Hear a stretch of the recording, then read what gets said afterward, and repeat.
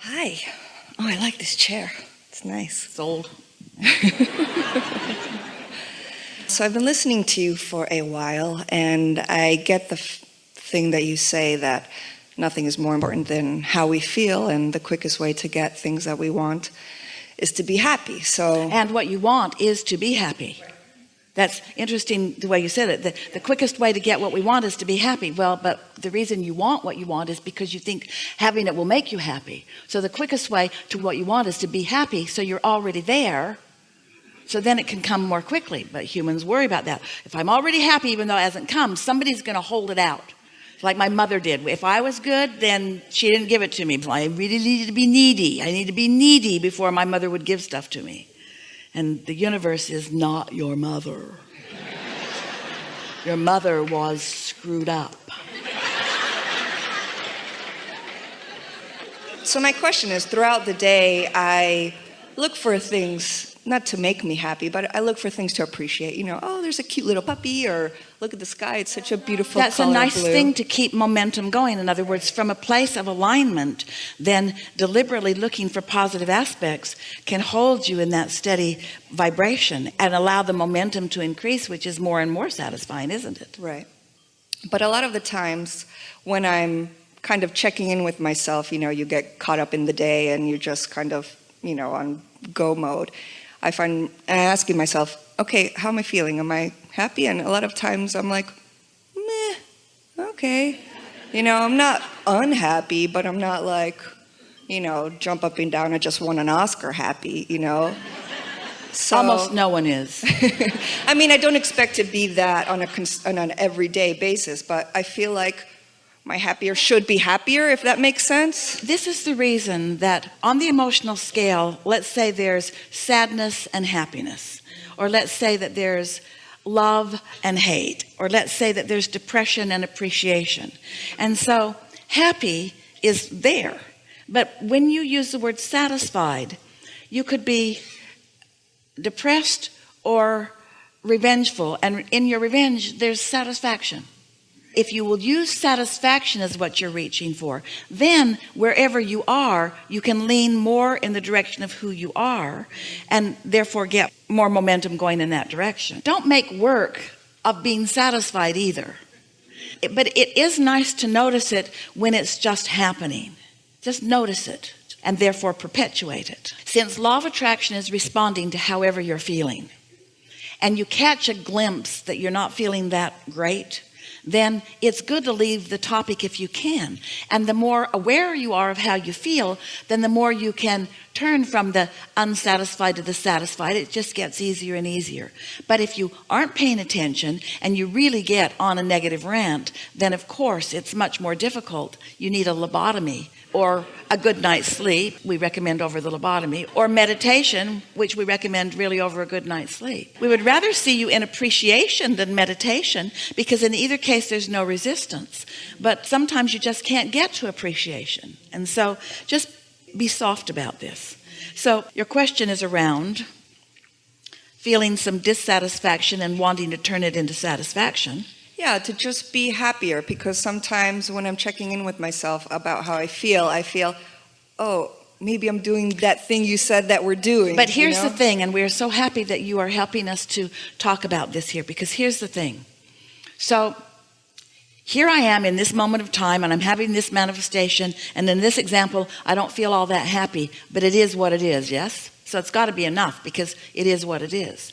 And why is it what it is? Because of the momentum that created it. In other words, once something has manifested, you're really going to like this. The emotion that you might call dissatisfaction or not happy, that's a manifestation. Let's talk about this. So you're tuned in, you're in the receptive mode, and an idea comes to you, and you feel the enthusiasm of the idea. So you know you were in the receptive mode because the idea feels really good. Well, along with that idea is the emotion of happiness. And so you're in a manifested moment where the emotion is part of the manifestation. So what we're getting at here is that when you are feeling some dissatisfaction, it's manifested, and therefore it's already happened, and therefore the momentum is already underway, and therefore there's not all that much that you can do about it right here and now. when it feels like that to you. But you take note of it, and you acknowledge that you want to feel happy, and you deliberately launch some more rockets of desire into your vortex, and then you get a good night's sleep, and when you wake up in the morning, you deliberately meditate, because you know that meditation takes the edge off. So now this next day, let's call it Sunday, you've meditated, and so now your chance of, and we use that word because we know how you use that word, your chance of happiness is greater now that you've meditated this Sunday morning than it was before you did. So you meditate for 15 or 20 minutes, and then you just go into your day and you feel whatever you feel. But when you're feeling it, it's really sort of kind of too late to do anything about it, because it's the result of energy that you've already flowed. Are you getting what we're talking about? You can't think your way out of it. You can't talk your way out of it. You can't say, universe, I want to take back all the momentum that I had about that because I didn't really mean it, and after all, I want to be happy. It's going to play out kind of the way the momentum is. But now you launch another rocket of wanting more clarity, of more happiness, and then on Monday you meditate and you go as far as you can go into the day and feel as good as you can feel, and then on Tuesday, and then on Wednesday, and then on Thursday, and then on Friday, and before you know it, this meditation has put you into more of a receiving mode, so that you are feeling more satisfaction about more things. It's preemptive. It's getting out ahead of it. When you're in an unhappy moment, usually the most that you can do is make a decision to do a better job of vibrationally preparing future moments. But when you're right in the middle of it, can't you see downward spirals? Aren't downward spirals evident? And the more you struggle and squirm within them, the faster they swirl and the more downward they go. And so it really is about not trying to think your way out of it in that moment. It's like, we've been offering an analogy. It's like what's happening now, the manifestation, is sort of like gum that you've chewed all the flavor out of. And the new juice is over here in the new thoughts and in the new things that you're receiving, you see. And so when you feel dissatisfaction, just let it be, and know that your vortex is queued up and that you're being called to more things, and let the satisfaction come from new things. Don't try to wring it out of the old things, because you usually don't. You usually just find more to be dissatisfied about. You want to talk about something specific? Well, I just kind of feel like sometimes that's my set point, a little bit like, if I don't look for things to be happy about, We'll go along with you. We'll let you call it your set point. But what do you think the set point of your inner being is? Elation, happy. And in fact, the only reason that you can feel that discomfort is because you have departed, or you've moved away from the vibration that your inner being feels, and your inner being is not going to join you over there. So there are two set points involved here: the emotional vibrational set point of your inner being and yours. Isn't it sort of satisfying to know that your dissatisfaction is an indicator of where you stand? Can't that be a little satisfying? Well, at least I know I'm not in alignment with my inner being, and at least I know my inner being is looking at this differently, and at least I know there's help on the way, and at least I know I'm blocking the help right now, and at least I know that it won't last like this forever. You see what we're getting at? Doesn't knowing how this all works help? Esther was annoyed at first when she realized that her negative emotion was because we were in a different vibrational place than she was. And one day, after some pretty strong momentum, she said, Abraham, if you're my friend, come over here where I am and close the gap. I think you should just come over here where I am and I'll feel better. And we said, we're not coming, but we will hold tight here, and we will shine a bright light, and we will never take our eyes off of you, and we will never stop focusing upon all that we know that you want, so that sometime when you are not doing that thing you're doing that is keeping you apart from us, you might stumble into a little bit of happiness. Right. So what's that thing that I'm doing that's keeping me apart from you? It's that. It's that. Okay. It's that.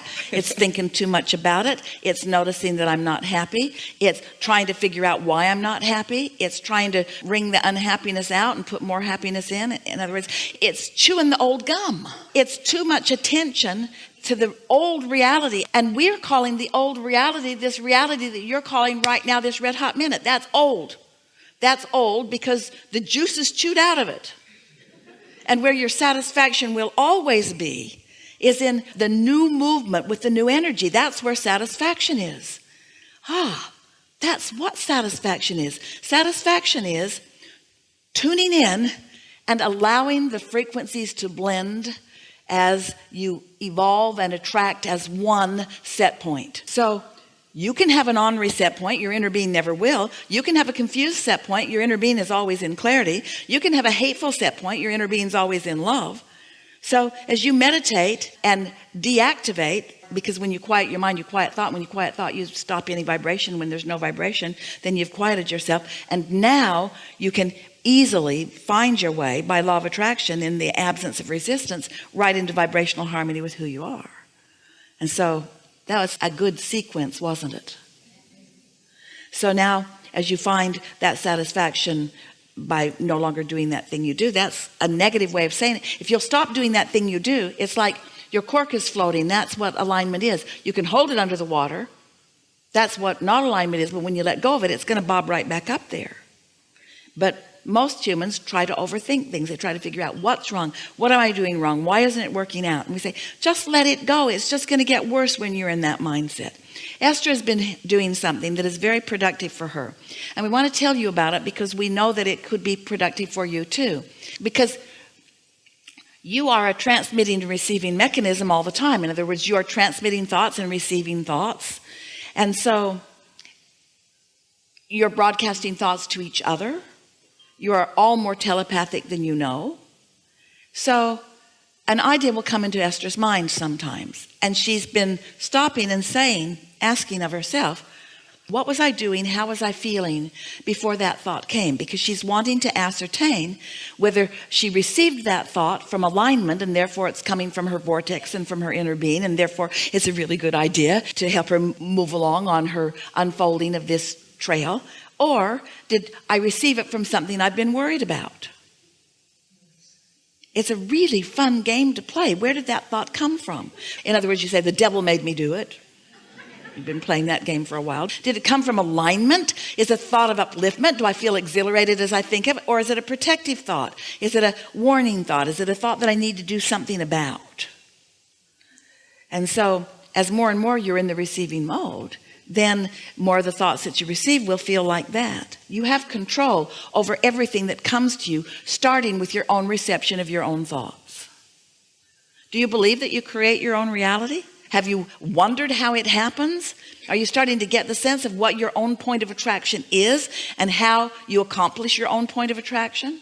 And so in the same way that you could go into a bookstore or a library, and there are all of these books on different subjects with different attitudes and moods within them, and just because you have the ability to read the language in which they are written doesn't mean that you want to read every one of them. Some of them are more suited to what you're looking for, to who you are. And so the same thing is true of everything in the world. There's a plethora out there, so many things, so many experiences, so much potential. And so who was I when I walked into the room is more important than what I found when I got there. That's a good way of saying it. How I'm feeling vibrationally walking in matters so much more than what was in there before I got there, because what's in there is a perceptual thing anyway. Did we get there for you? Yes. Thank you very much. Be playful about it. Oh.